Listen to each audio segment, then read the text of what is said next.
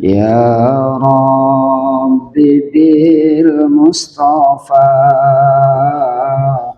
بلغ مقاصدنا واغفر لنا ما مضى يا واسع الكرم يا رب بالمصطفى بلغ مقاصدنا واغفر لنا ما مضى يا wasi'al karami. Sekali lagi, ya Rabbi bil Mustafa baligh maqasidana waghfir lana ma madha ya wasi'al karami. Allahumma salli wa sallim wa barik alaihi wa ala alihi wa sahbihi. Assalamualaikum warahmatullahi wabarakatuh.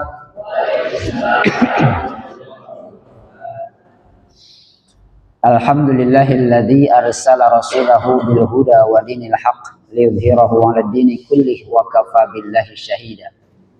Nahmaduhu wa nasta'inuhu wa nastaghfiruh wa na'udzu billahi min shururi anfusina wa min sayyiati a'malina. May yahdihillahu fala mudhillalah wa may yudhlilhu fala hadiyalah. Asyhadu an la ilaha illallah wahdahu la syarikalah wa asyhadu anna Muhammadan abduhu wa rasuluhu alladzi la nabiyya ba'dah. Allahumma shalli wa sallim ala nabiyyina Muhammadin wa ala alihi wa ashabihi ajma'in. Amma ba'du. Qala Allah ta'ala fi kitabihil karim wa huwa asdaqul qailin. A'udzu billahi minasy syaithanir rajim. Bismillahirrahmanirrahim. Man ihtada fa inna ma yahtadi li nafsihi wa man dhalla fa inna ma yadillu 'alaiha wa la taziru waziratu wizra ukhra wa ma kunna mu'adzabina hatta nab'asa rasula. Wa qala nabiyuna Muhammadin sallallahu alaihi wasallam fi hadis al-qudsi wa idza taqarraba ilayya dira'an taqarrabtu minhu ba'an wa idza taqarraba al-'abdu sibran taqarrabtu minhu dira'an. Rawahu al-Bukhari an Anas radhiyallahu an. Sadaqallah wa sadaqa rasuluhun nabiyul habibul karim wa nahnu ala dalika minasyahidin wasyakirin walhamdulillahi rabbil alamin. Yang saya hormati, sama-sama kita muliakan Bapak Ketua DKM Bapak Ustadz Maktuh beserta staf dan jajaran pengurus. Yang saya hormati, sama-sama kita muliakan Bapak Hartono sebagai penggiat atau penggerak taklim. Yang saya hormati para ustadz, para ustadzah, ibu-ibu, bapak-bapak, serta saya lihat ada adik-adik juga, cucunya Pak Haji. Alhamdulillah ikut ngaji, bagus deh. Modal kita bisa mengikuti orang tua itu atau bisa meneruskan kegiatan orang tua itu ikut ngaji, ikut sholat, ikut kegiatan orang tua, insya Allah nanti terwarisi kegiatan-kegiatan yang bermanfaat. Amin. Kita panjatkan puji dan syukur kehadirat Allah Subhanahu wa Ta'ala yang pada kesempatan ini Allah mengkaruniakan banyak sekali nikmat. Salah satunya nikmat iman Islam, sehat walafiat, dan nikmat sempat, yang paling utama adalah nikmat kita bisa menjalankan rutinitas istiqomah dalam menjalankan rutinitas yang baik. Salah satunya sholat berjamaah di musola, menunggu waktu isya masih tetap di musola dan diisi dengan taklim. Ini waktu yang sangat utama di hadapan Allah, bahkan dinilai sebagai orang yang berjihad, karena kita berjihad melawan rasa malas, rasa enggan, melawan keinginan-keinginan hawa nafsu. Ya, keinginan hawa nafsu, kita pengennya di rumah santai-santai, ngopi, bercengkrama dengan keluarga dan lain sebagainya. Tapi karena kita terpanggil oleh pertama rutinitas, kedua kekuatan iman dan Islam kita, sehingga rutinitas yang baik kita istiqomahkan. Mudah-mudahan langkah kita, keberadaan kita, dan kegiatan kita yang rutin ini menimbulkan Allah mengampuni dosa kita. Allah melimpah curahkan rahmat dan keberkahannya kepada kita, keluarga dan lingkungan, dan menyebabkan Allah meridhoi segala aktivitas yang kita lakukan. Amin ya Allah ya Rabbal Alamin. Salawat salam kita sanjungkan selalu kepada Nabi terakhir, Rasul penutup, Nabi dan Rasul yang paling sayang kepada kita sebagai umatnya, Nabi dan Rasul yang paling sempurna syariatnya, Nabi dan Rasul yang paling sabar dalam berdakwah, Nabi dan Rasul yang oleh karena sempurnanya syariat dari Allah Subhanahu wa Ta'ala, maka kita pun ikut kebagian keutamaan umat dari beliau. Umat Nabi Muhammad SAW walaupun umurnya singkat, tapi ketika kita cerdas memanfaatkan waktu dan kesempatan, kita akan meraih pahala-pahala kebaikan, bahkan sepadan dengan orang-orang atau manusia-manusia yang umurnya panjang ratusan tahun. Karena kita sebagai umat akhir zaman mengikuti syariat baginda Rasul Muhammad SAW. Mudah-mudahan dengan ketaatan kita terhadap syariatnya, kecintaan kita terhadap akhlaknya, dan kerinduan kita terhadap bisa berziarah ke makamnya, serta sholawat yang sering kita lantunkan, mudah-mudahan nanti beliau mengaku kita sebagai umatnya dan memberikan syafaatul uzma kepada kita, yang akhirnya Allah membersamakan kita di surganya. Amin ya Allah ya Rabbal Alamin. Allahumma salli ala Sayyidina Muhammad. Saya berharap bapak-bapak, ibu-ibu kabar baik semuanya. Bagaimana? Alhamdulillah. Mohon maaf, ini di luar program mungkin atau di luar rencana. Seharusnya Ustadz Cecep Ahlul Ma'rifat, namun beliau tadi jam 5 lah telepon saya, kebetulan saya lagi di perjalanan, gak bisa ngangkat. Setelah sampai rumah ditelepon, katanya beliau berhalangan mendadak karena anaknya harus berobat mendadak di luar rencana.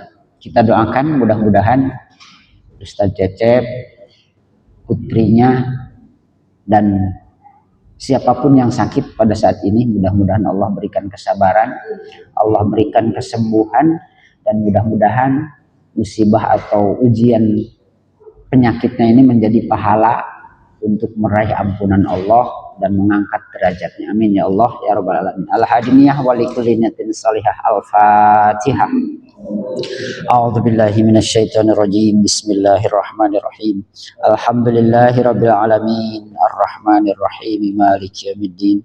Iyyaka na'budu wa iyyaka nasta'in. Ihdinas siratal mustaqim. Siratal ladzina an'amta 'alaihim ghairil maghdubi 'alaihim waladdallin. Fatihah kedua kita bermunajat kepada Allah yang punya hajat, yang punya permasalahan, baik jamaah ataupun keluarga. Mudah-mudahan Allah berikan jalan keluar, jalan kemudahan, Allah berikan ridho dan keberkahannya. Kemudian kita berdoa kepada Allah, mudah-mudahan kegiatan ini, kajian ini, Allah berikan ilmu yang bermanfaat. Bermanfaatnya ilmu itu adalah bisa kita amalkan. sebanyak apapun ilmu, setinggi apapun ilmu, kalau kita tidak diamalkan maka tidak akan bermanfaat. Mudah-mudahan kajian kita, taklim kita sekarang atau kapanpun dimanapun, mudah-mudahan menjadi ilmu yang bermanfaat. Amin ya Allah ya Rabbal Alamin. Al-Fatihah. Kalau saya lihat judul yang diberikan oleh Ustaz Cecep adalah 6 penyakit hati, tapi saya tidak akan membahas itu ya. Pertama, saya mohon maaf waktu membahas tentang sabar, kemudian referensinya Riyadhus Shalihin, saya keliru menyebutkan. Harusnya bukan Al-Bantani ya, tapi Al-Malibari. Pengarang Riyadhus Shalihin itu Syekh Zainuddin Al-Malibari. Mohon maaf, sekalian saya meralat ya. Kemarin sempat dibahas juga oleh Ustadz Jajat ya, atau Ahmad Zahari, itu termasuk. Mohon maaf, itu kekeliruan dan saya lupa pada saat itu tidak langsung diralat. Pada saat ini saya akan memberikan tema insya Allah kiat-kiat meraih rahmat Allah. Insya Allah ini ada beberapa poin untuk meraih rahmat Allah. Referensinya atau bahan kajian kita pada saat ini adalah surah Al-Isra ayat 15 yang tadi saya bacakan. A'udzubillahi minasyaitonirrajim. Bismillahirrahmanirrahim. Man ihtada fa innama yahtadi li nafsihi wa man dhalla fa innama yadillu 'alaiha wa la taziru waziratu wizra ukhra wa ma kunna mu'adzabina hatta nab'asa rasula. Itu dari Al-Qur'annya sebagai acuan kita. Saya sebutkan saja 6 kiat itu adalah yang pertama, menjalankan ibadah sesuai syariat. Kemudian yang kedua, berbuat baik kepada sesama manusia dengan menggunakan atau memanfaatkan segala nikmat yang Allah berikan kepada kita untuk taat syariat.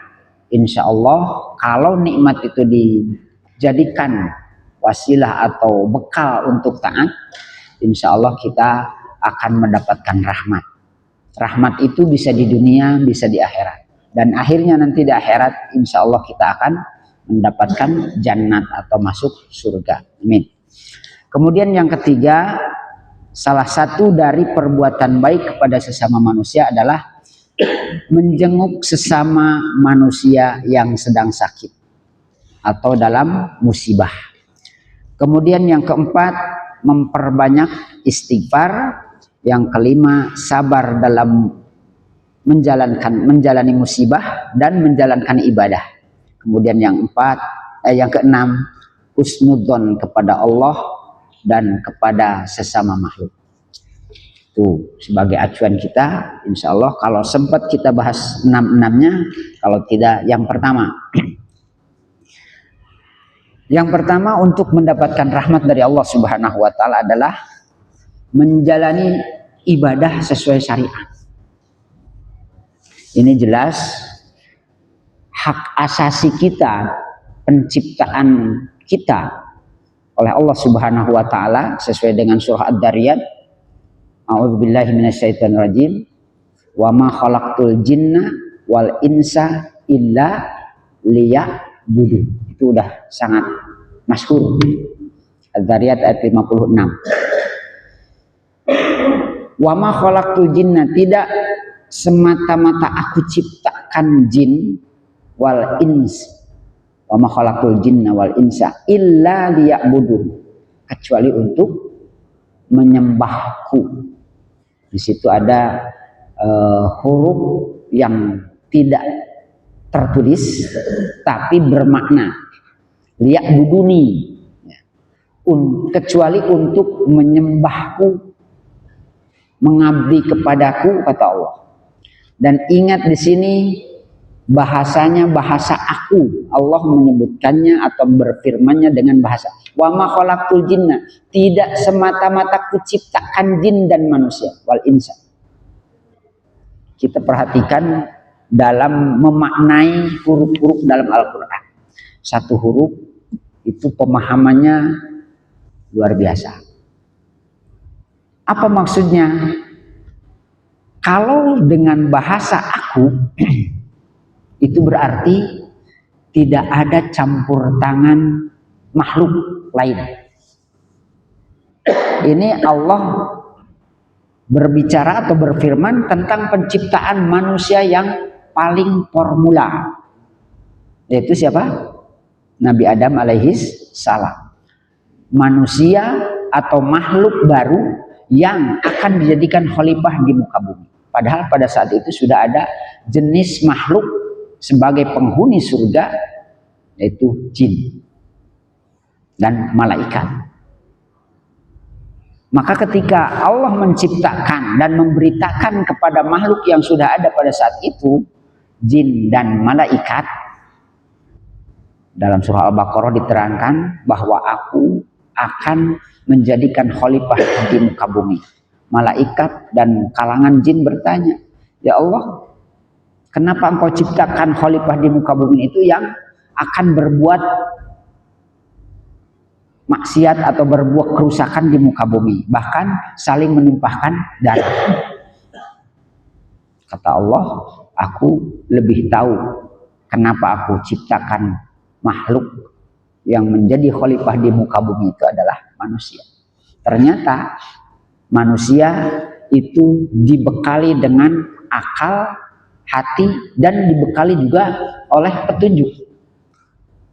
Dan ada nafsu yang bisa mengangkat kalangan manusia daripada malaikat. Itu adalah karena kita punya akal, hati, dan nafsu. Sehingga ketika manusia itu dijadikan khalifah di muka bumi, dia punya keinginan untuk meningkatkan, untuk mengusahakan, untuk membuat lebih baik. Walaupun karena ada nafsu, ada yang berbuat kerusakan. Nah, tapi dari kalangan manusia yang dijadikan khalifah, para nabi, para rasul, orang-orang soleh, pasti mereka akan membuat manfaat di muka bumi, akan membuat makmur bumi ini.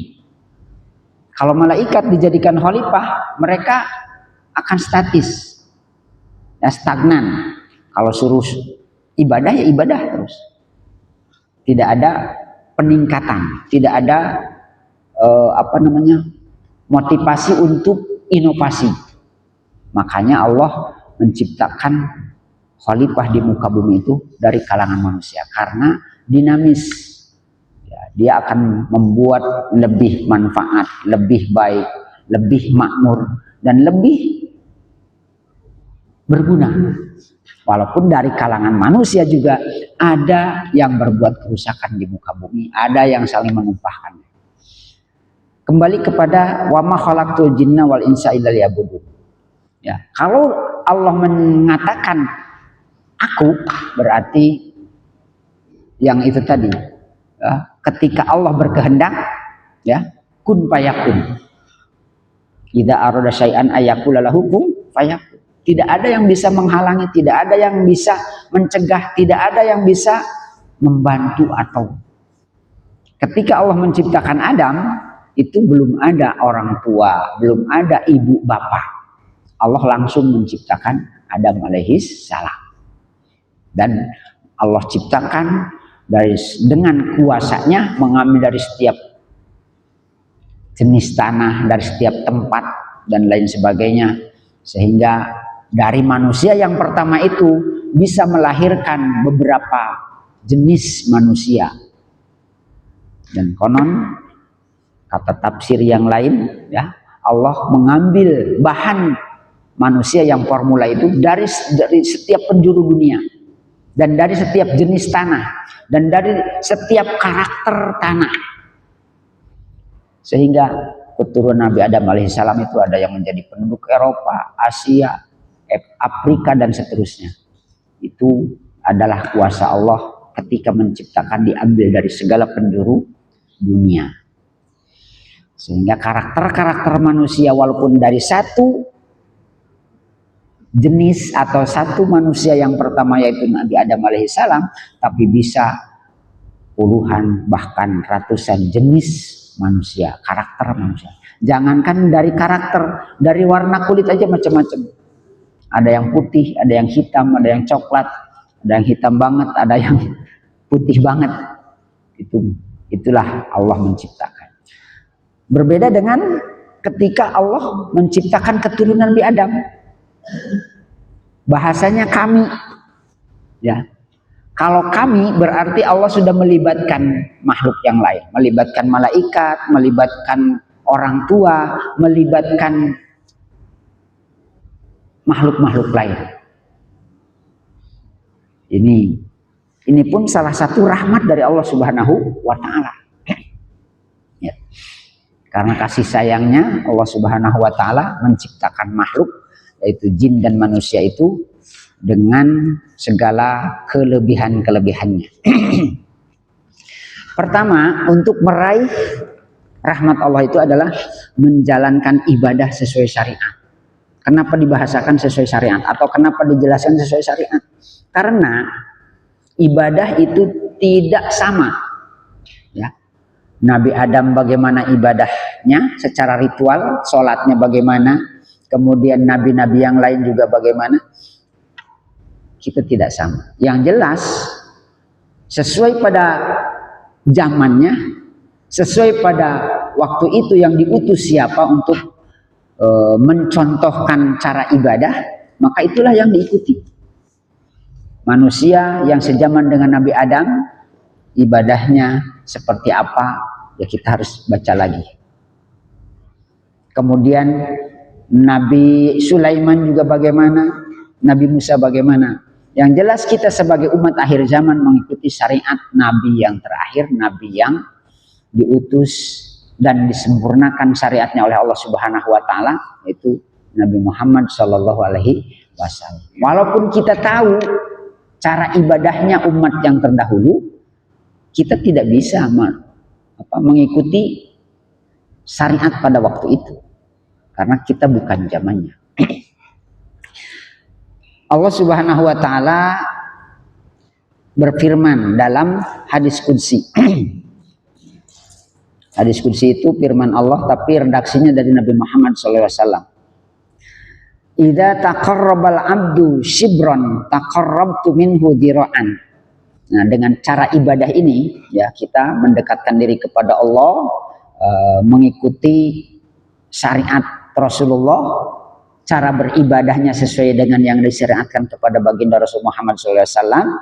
Kemudian dalam pelaksanaan kehidupannya, orang itu pasti ingin mengabdi dan mendekatkan diri kepada Allah Subhanahu wa taala. Kalau ingin meraih rahmat dari Allah Subhanahu wa taala. Kata Allah, "Idza taqarrabal 'abdu shibran taqarrabtu minhu dira'an." Jika hambaku atau hambaku di sini bahasanya abdu ya, mendekatkan diri kepadaku dengan cara mendekatkan sejengkal, maka Allah taqarrabtu minhu dira'an. Aku akan mendekat kepadanya dira'an sehasta. Sehasta itu sesikut. Sejengkal, Allah mendekat kepada kita sesikut. Artinya Allah akan membalas, akan berbuat kebaikan lebih dari hambanya. Kita berjalan atau mendekat kepada Allah sejengkal, Allah mendekat sehasta. Kita mendekat sehasta, Allah akan mendekat sedepa. Sedepa itu sebentangan 2 tangan. Sehasta segini. Sesikut itu berkali-kali. Itulah maha pemurahnya Allah, kasih sayang Allah. Berbeda dengan kita berbuat dosa. Kalau berbuat dosa Allah hanya membalas dengan yang setimpal. Tapi berbuat baik Allah melipat gandakan, bahkan tak terhingga.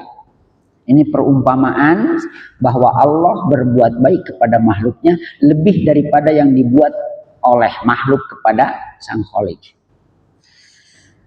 Kemudian apabila hambaku datang kepadaku dengan cara berjalan biasa, maka Allah mendekat dan menolong kepada hambanya dengan cara jalan yang lebih cepat, berlari kecil. Ya. Wa idza atani masyan ataituhu harwalatan. Ketika kita cepat-cepat menyiapkan diri untuk sholat berjamaah misalnya, dengan menyiapkan diri secara lahiriah, membersihkan badan, kemudian membersihkan hadas, membersihkan badan, mandi misalnya biar seger, kemudian bisa bersiap-siap dengan wudu lebih awal, berjalan ke masjid lebih awal atau ke musola lebih awal. Itu sudah dinilai oleh Allah Subhanahu wa taala sebagai datang kepadaku dengan jalan kaki, maka aku akan menolong dan menyertai dia hambanya dengan jalan cepat. Masih atau harwalatan itu jalan seperti jalan kincai, ya. Langkahnya tetap tapi dipercepat.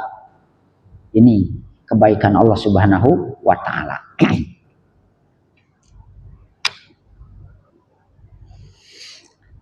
Ada bahasa Allah dalam firman-Nya, ya, dalam hadisnya, dalam yang mengimbangi kebaikan makhluknya itu dengan subhanallah, bahwa rahmatku, kata Allah, lebih mendahului murkaku. Inna rahmati sabaqat ghadabi.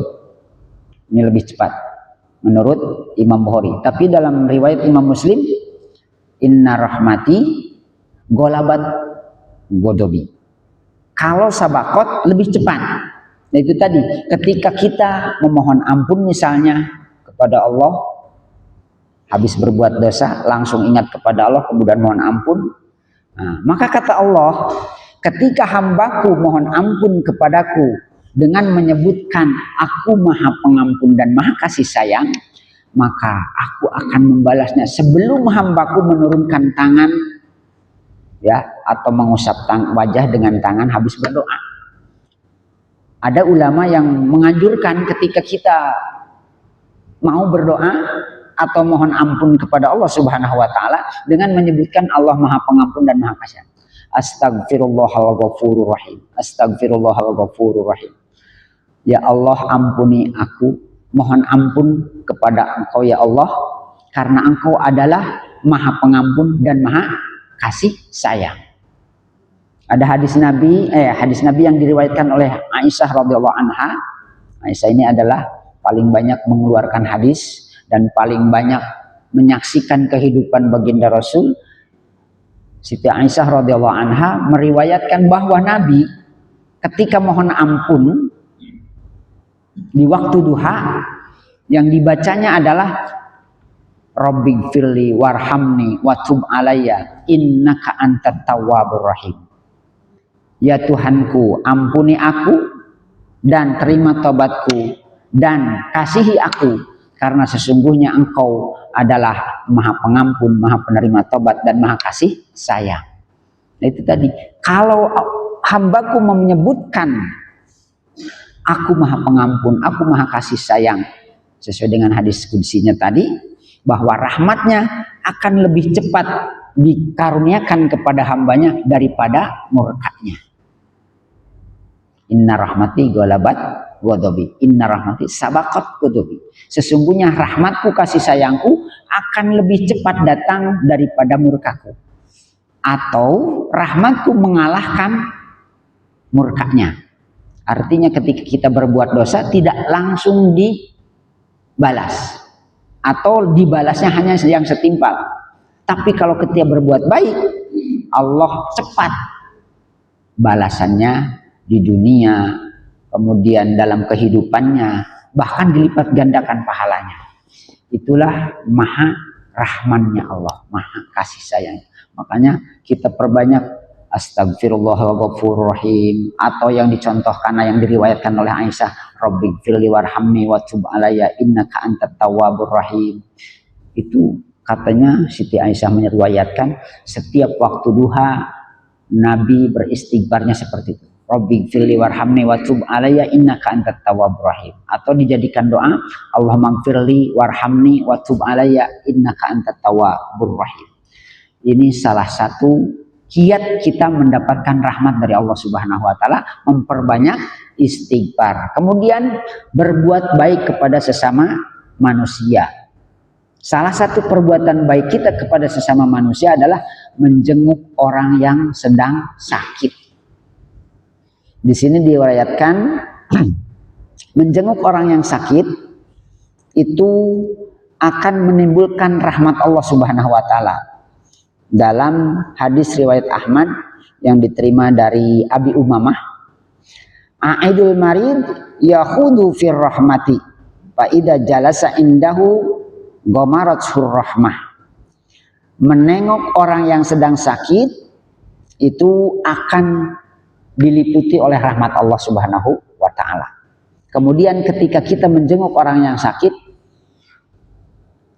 dianjurkan untuk duduk di sampingnya sambil menghibur, kemudian memberikan semangat untuk insya Allah sembuh, dan kami doakan semoga engkau cepat sembuh dan lain sebagainya.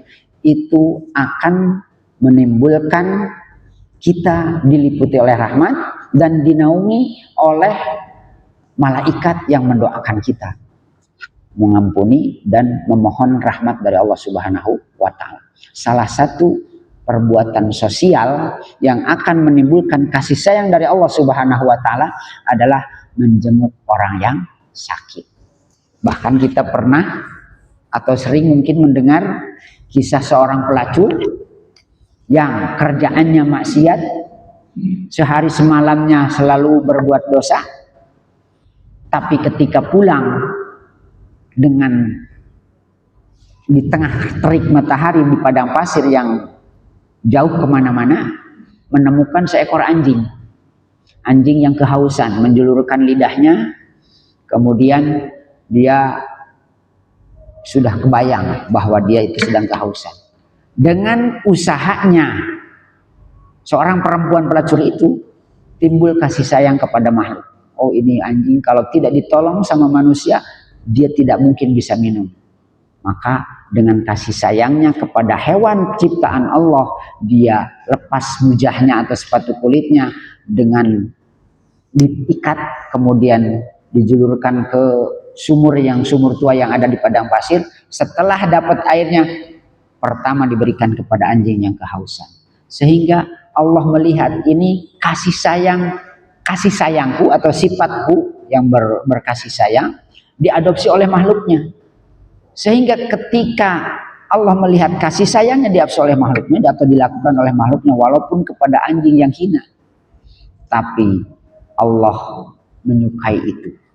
Dan Allah memberikan hidayah kepada perempuan tersebut sehingga perempuan tersebut berdoa mohon ampun kepada Allah, dan selanjutnya dia mendapat petunjuk tidak melakukan lagi perbuatan dosa, kemudian melanjutkan dengan ketaatan kepada Allah Subhanahu wa taala. Itulah kasih sayang sesama makhluk, walaupun beda jenis atau bukan makhluk sesama manusia, tapi ada kasih sayang yang ditimbulkan oleh rasa kemanusiaan kita. Allah menyukai itu, sehingga Allah memberikan ampunan, memberikan hidayah, memberikan rahmat, sehingga dia menjadi orang yang baik. Kita istirahat dulu karena sedang adzan ya.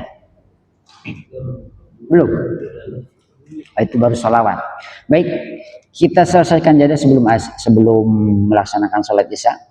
Itu yang ketiga. Yang keempat sudah dibahas tadi, beristighfar, memperbanyak istighfar.